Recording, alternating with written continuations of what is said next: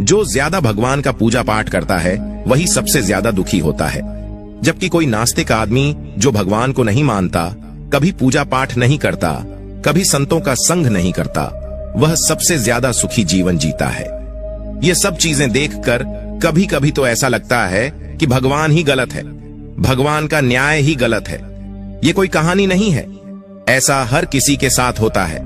दोस्तों, आज के इस वीडियो में हम आप लोगों को इसके पीछे के कारण के बारे में बताने वाले हैं। भगवान श्री कृष्ण ने स्वयं इसका उत्तर दिया है। आखिर ज्यादा पूजा पाठ करने वाले लोग दुखी और परेशान क्यों रहते हैं? इसका उत्तर भगवान श्री कृष्ण ने श्रीमद् भागवत गीता के माध्यम से बड़ी स्पष्टता के साथ बताया है। तो चलिए फिर शुरुआत करते हैं। अगर आप भी भगवान श्री कृष्ण के भक्त हैं तो कमेंट में जय श्री कृष्णा जरूर लिखें। तो चलिए शुरू करते हैं। दोस्तों, बात द्वापर युग की है। जब भगवान श्री कृष्ण और अर्जुन के बीच संवाद हो रहा था, तब अर्जुन ने भगवान श्री कृष्ण से पूछा कि हे माधव, जो लोग ज्यादा पूजा पाठ करते हैं वह ज्यादातर दुखी और परेशान रहते हैं। इसके पीछे क्या कारण है? जबकि जो लोग भगवान का नाम भी नहीं लेते, भगवान का स्मरण बिल्कुल भी नहीं करते और हमेशा गलत कार्य में लिप्त रहते हैं, उन लोगों को मैं सुखी देखता हूँ। इसके पीछे का रहस्य मुझे समझाने का प्रयास करें। तब भगवान श्री कृष्ण ने एक छोटी सी कहानी के माध्यम से अर्जुन को इसका उत्तर दिया। आइए जानते हैं उस छोटी सी कहानी के बारे में। दोस्तों, एक गुरु के दो शिष्य थे। दोनों ही पढ़े लिखे विद्वान थे। दोनों में फर्क सिर्फ इतना था कि एक भगवान को मानने वाला था और दूसरा भगवान को न मानने वाला नास्तिक था। एक ऐसा था जहां पर भगवान की कथा होती थी, जहां सत्संग होता था, जहां भजन होता वहां दौड़कर चला जाता और भगवान की पूजा पाठ करने लगता। दूसरा शिष्य इन सब चीजों से काफी दूर था। वह शराब पान भी करता था, वेश्याओं के साथ गमन करता था। सारी बुरी आदतें दूसरे शिष्य में थीं। एक दिन क्या हुआ, एक शिष्य शराब पीकर अनाप शनाप बोलते हुए रास्ते में पैदल चलते हुए अपने घर को जा रहा था। अचानक उसको रास्ते में पैसों से भरा एक बैग मिल जाता है।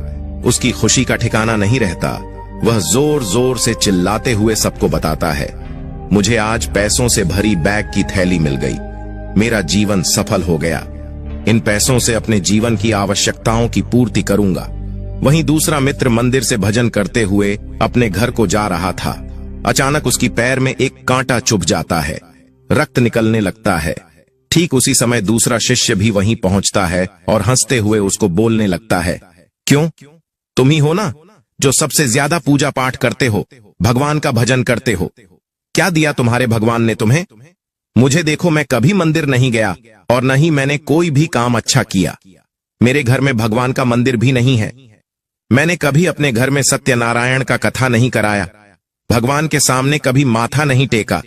फिर भी मैं कितना संपन्न हूँ, अमीर हूँ, मेरे पास पैसों की कोई कमी नहीं है, सबसे ज्यादा सुखी जीवन में ही जी रहा हूँ। अच्छे शिष्य को उसकी बात चुभने लगी। उसने मन ही मन विचार किया, हाँ, यह तो सच बोल रहा है। मैं कितना पूजा करता हूं और वह कुछ नहीं करता, फिर भी कितना सुखी है।